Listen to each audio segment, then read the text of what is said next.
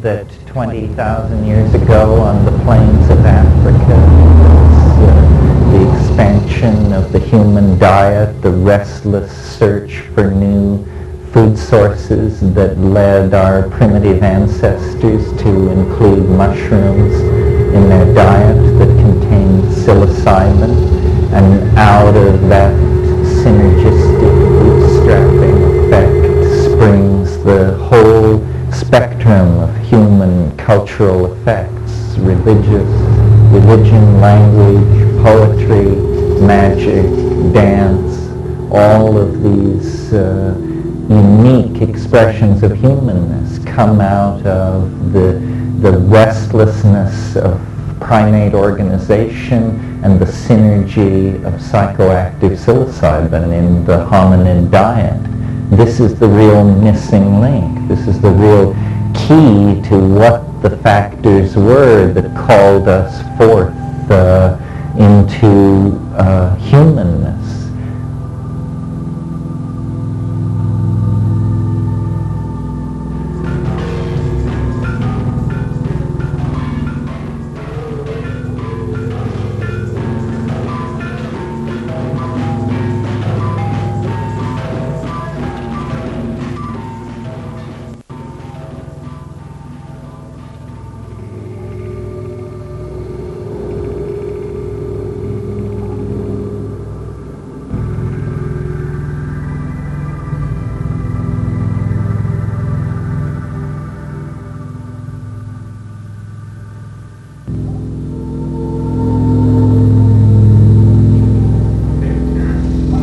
So shall we talk about language? Yeah. Well, first of all, let's talk about ordinary language, which is probably the closest thing to a miracle in the natural world. It's the major neurological manifestation of difference between ourselves and other animals and primates. And it's not a physiological difference, it's a difference in behavior. That language represents the most complex behavior ever observed in any animal, and certainly it's the most complex thing any of us ever learns to do. We're born into what William James calls a blooming, buzzing confusion, but by the acquisition of words, we mosaic over various sectors of this blooming, buzzing confusion with words. We replace the unknown with the known through the substitution of words. And by the time a child is 2 or 3, they have completely created a cultural mosaic of words that is interposed between them and reality. Reality from that point on is only an unconfirmed rumor brought through the medium of language. And every culture accentuates different parts of reality, so that in a sense, every culture is a different reality. Language is stuff of the world, not quarks or wave packets or neutrinos, but language. Everything is made of language. All the constructs of science are actually interlocking constructs of syntax. Well, so that's ordinary language, which seems to define reality through a kind of process of lying about it. For instance, by creating subject-object distinctions, which are, in fact, not true to the matter, but somehow operationally necessary for us to navigate in the kind of lower dimensional space that we inhabit. Then there is the phenomenon of non-ordinary, or what I call visible language. And this is very interesting to me. This is where technology, virtual reality, cybernetics, human-machine interfacing can actually make an impact and explore a frontier. Visual language is a transformation of the physiological impulse towards syntax into a final product, speech, which is not heard with the ears, but beheld with the eyes. And it's very interesting that all our metaphors of clarity of speech are visual metaphors. We say, I see what you mean. He spoke clearly. This means that at the organismic level, we associate a higher signal clarity with visual input. And on DMT and other tryptamine psychedelics, you actually experience the field of language, both heard and self-generated, as something that is visibly beheld. It's almost as though the project of communication becomes high-speed sculpture in a conceptual dimension made of light and intentionality. Well, this would remain a kind of esoteric performance on the part of shamans at the height of intoxication, if it were not for the fact that electronics and electronic cultural media and computers make it possible for us to actually create records of these higher linguistic modalities. In other words, it's possible to imagine a virtual reality that was driven by a speech-operated synthesizer, where the various parts of ordinary speech, adjectives, modifiers, subjects, and objects, were interpreted by the cybernetic environment as topological manifolds of various shapes, so that speech would then generate a visibly beheld topology. And it's possible to imagine a future world where, in setting up marriage contracts or negotiating corporate takeovers, in other words, in areas where communication, clear expression of intentionality was very important, that people would actually go into the virtual reality to use the virtual language, because its capacity for conveying intent would be much greater than ordinary spoken language. In other words, it's not for nothing that Plato connected up the notion of the good, the true, and ultimately the beautiful.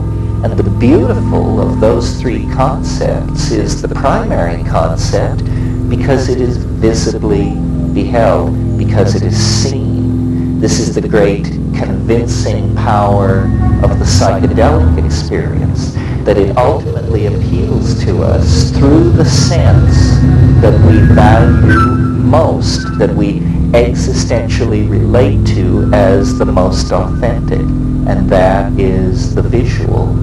Visible language is a kind of telepathy, because you see, if I make a statement in visual language and then you and I regard my statement, we are somehow in the act of regarding made one, because meaning is not being created out of interiorized dictionaries, which we each consult in the privacy of our own mind, but rather meaning is a visible manifold in the public domain. Meaning goes public, and the differences between people then decline toward being insignificant. It's a kind of a final confirmation of the McLuhan apotheosis. And I think visible language is coming. Life in the imagination is to be the life of creativity carried on through these virtual environments driven by linguistic engines. Like that.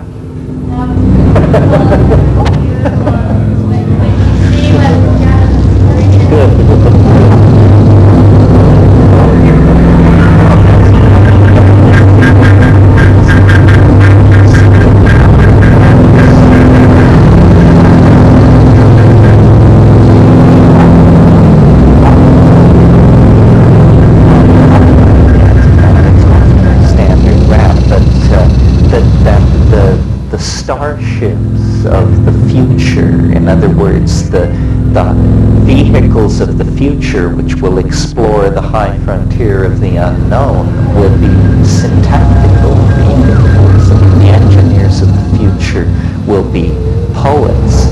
This is what virtual reality holds out to us, the possibility of walking in to the constructs of the imagination. In a way, culture is that. I mean, our cities, bridges, highways, airliners, and art galleries are condensations out of the imagination, but at tremendous cost, because we must make them out of matter. Once we can make them out of light, out of electrons, then we won't build skyscrapers 120 stories high. We'll build them as high as we want. Roof height will no longer be a factor ruled by cost effectiveness and gravity. It will be a parameter ruled by the imagination, as will all other parameters. And then we will discover what man truly is, when we are able to erect, stabilize, share, and explore our dreams in a kind of virtual hyperspace that, carefully analyzed, is seen to be linguistic. That's what its connectors are made out of. That's what its ferroconcrete and steel is the edifice of language. This is what the stuff of the imagination is made of. And I think this is what we're moving toward. The psychedelic shamans have always known this. Now the psychedelic underground art community points toward this goal and leads the way.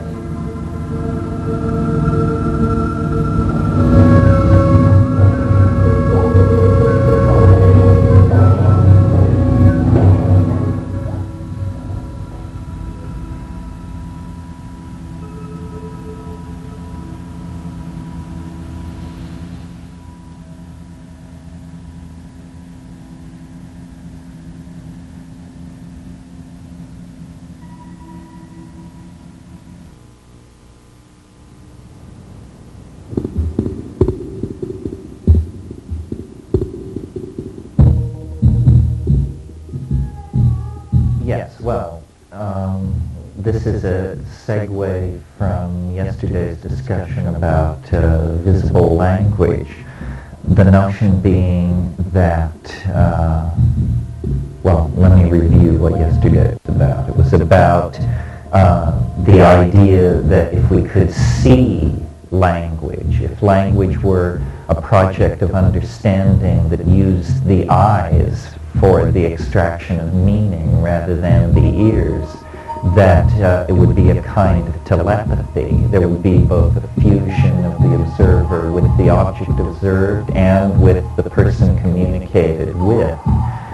The place in nature where something like this has actually evolved and occurred is in the cephalopods, the squid, and the circulittoral octopi.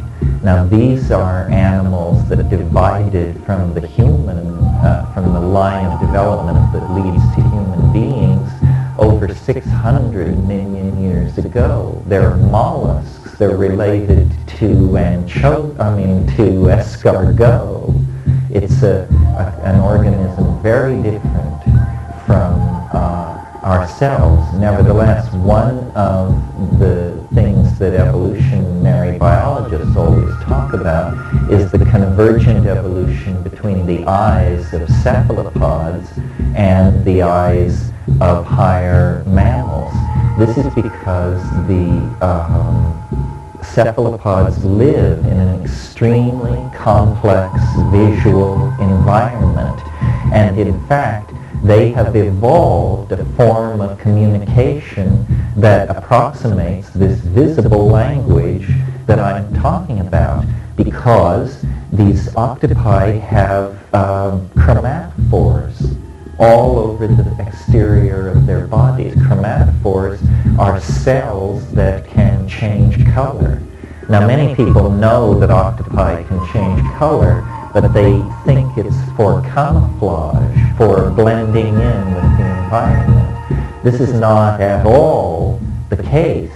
The reason octopi change colors in a very large repertoire of stripes, dots, blushes, traveling shades, and tonal shifts is because this is for them a channel of linguistic communication. In other words, they don't transduce their linguistic intentionality into small mouth noises like we do, small mouth noises which then move as sound across space in the form of vibrations of the air. Rather, they actually change their appearance in accordance with their linguistic intent. What this boils down to is they physically become their meaning.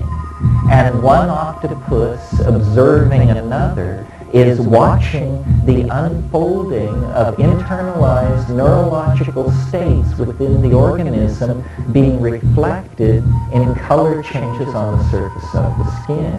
Now, these octopi not only can change their color, because they're soft-bodied creatures, they can also change the texture of their surface from smooth to rugose and folded. They can also, because they are soft-bodied, fold and unfold and reveal and conceal very rapidly different parts of their body. So they're capable of a visual dance of communication that is an extremely dense kind of visual signal. And in the so-called benthic octopi, the species that have evolved in very deep water where very little light reaches, they have evolved light-emitting phosphorescent organs, some of them with membranes like eyelids over them, so that even in the darkness of the abyssal depth of the ocean, they can carry out this dance of light, self-enfoldment, color change, and surface texture that is their linguistic style. In fact, the only way an octopus can experience a private thought is to release a cloud of ink into the water into which it can retreat briefly and hide its mental nakedness from its followers. This kind of biologically intrinsic wiring into the potential of language is something that we may be able to mimic and achieve using psychedelic drugs as the inspiration for the directions given to a virtual reality development program. In other words, we might be able to create kinds of visibly beheld syntax that would be the human equivalent of the dance of light, texture, and positioning that constitutes the grammar and syntax of squids and octopi.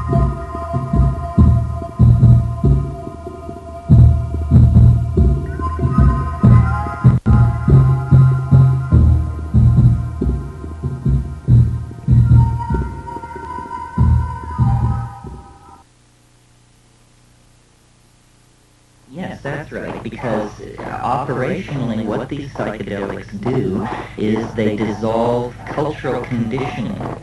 Cultural conditioning is like software, but beneath the software is the hardware of brain and organism. And by dissolving the cultural conditioning to speak English, German, Swahili, or whatever, then one returns to this Ursprach, this primal language of the animal body, and can explore the real dimension of feeling that culture has a tendency to cut us off from.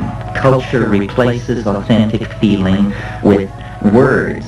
As an example of this, imagine an infant lying in its cradle and the window is open, and into the room comes something marvelous, mysterious, glittering, shedding light of many colors, movement, sound, a transformative hierophany of integrated perception, and the child is enthralled, and then the mother comes into the room and she says to the child, "That's a bird, baby, that's a bird."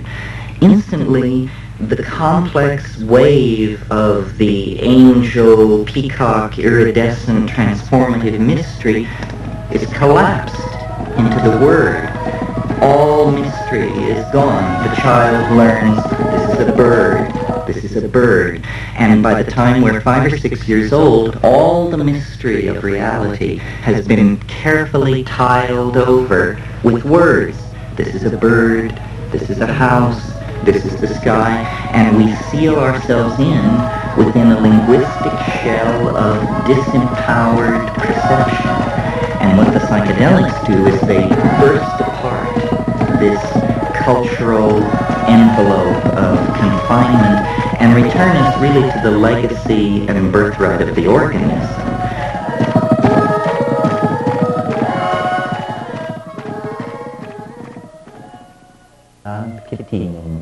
Etidi kwai kwak sidigi uk, etidi uget min kwateti on kwak vid ugin bra al kektecht.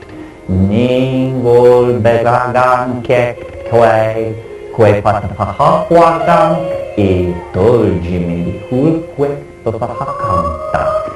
Eto chikabel igum wipul kektak sitipiting. Itit shikwai wahaka wungu wungu upiti itu upwaksa amapango tech ni wato deva hoichpu. That's it, I'm out of here.